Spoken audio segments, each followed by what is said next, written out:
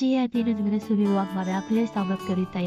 अंबरनाथ नगरपालिकेच्या सर्वसाधारण सभेमध्ये भ्रष्टाचाराचा विषय चालू असताना अंबरनाथ नगरपालिका उपनगराध्यक्ष सदाशिव पाटील यांनी आपली बाजू मांडताना काय खुलासा केला ते बघा.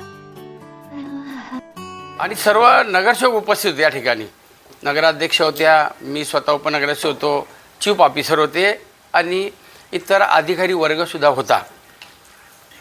ती सभा सकाळी जी 11 वाजता चालू झाली ती रात्री जवळपास 10-11च्या दरम्यान बंद झाली.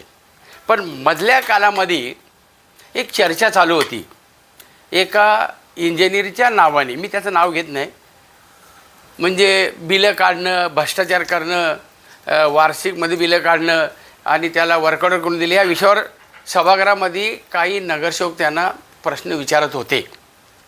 त्यावेळेला मी हे शब्द वापरले का बाबा 10 वर्षानंतर इलेक्शन झालेले, 2015 नंतर इलेक्शन 2025 डिसेंबरला झालं. आता प्रत्येक वार्डामध्ये लोकप्रतिनिधी आहेत. तर आता हे आपण इंजिनियरला जे आरोप प्रत्यारोप करतो हा भ्रष्टाचाराचा कमी व्हायला पाहिजे. हा फक्त माझ्याकडनं अनावधानाने शब्द निघून गेलेला आहे आणि त्या शब्दांचा काटकसर करून त्याचा विपर्यास करण्यात दाखवण्यात आला, हे चुकीचं आहे. मग तुम्ही जर बातमी दाखवता ती पूर्ण दाखवायला पाहिजे होती. माझं नाही बातमी दाखवायला, समजलं का? आणि ज्यांनी पण बातमी दाखवली ते असे का त्यांच्यावर 2022 का या कालामध्ये TV9नी त्यांना बडतर्फ करण्यात आलेले आहे. एक वाढदिवसाचे औचित्य साधून आम्ही त्या ठिकाणी एक चेक दिला आपला. तो या 2025ला माझ्यासमोर प्रतिस्पर्धी म्हणून उभा होता इलेक्शनला, आपला पत्रकार. त्याचा प्रभाव झालेला 3ऱ्या क्रमांकामध्ये तो फेकला गेला. तो एक त्यांच्या मनामध्ये दुःख असेल कदाचित, पण असं माझ्या मते नको करायला पाहिजे. मग आपण पत्रकारात तो सर्वांना न्याय सारखा दिला पाहिजे, मी मानतो.